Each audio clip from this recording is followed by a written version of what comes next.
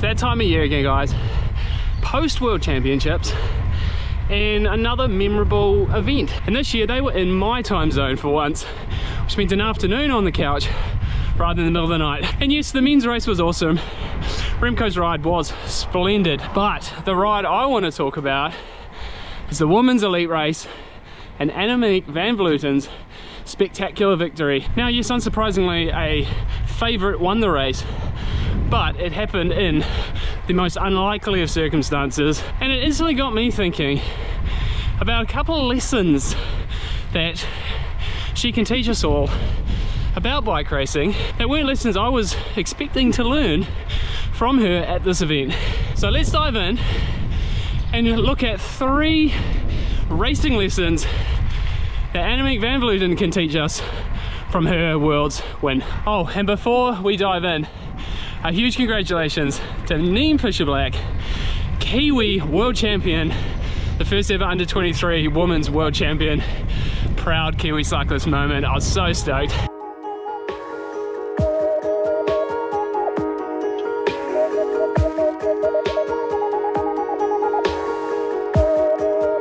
Okay, so like I said, this is not the video I expected to make. Let's quickly rewind the race itself and take it from there. Van Vleuten didn't have the greatest of time trials the Sunday prior, and on the Wednesday in the mixed relay, she had a really weird crash off the start ramp and fractured her elbow. You'd think day done.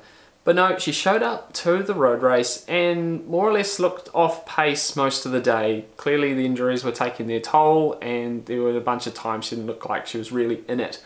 But in the last K of the race, the 2 groups came back together and she threw one of the most crazy launch attacks that we've seen at World Champs and held on, took a win, shocking not only everyone there but herself included. So like I said, let's dive in. 3 lessons that I've learned from the ridiculous win by Van Vleuten at World Champs. Lesson number 1, start lines matter just as much as finish lines. She had a crazy crash on Wednesday. I still can't work out what happened. I don't think she can either, but she fractured her elbow, and I don't know about you, but if I crash on Wednesday, I'm not racing on Saturday, let alone if it's like an A goal and you've got to be like 110% at World Champs. Everyone shows up in best form. So to be honest, her showing up on that start line proves just how ridiculous pro riders are and what they can handle and what their bodies can handle. But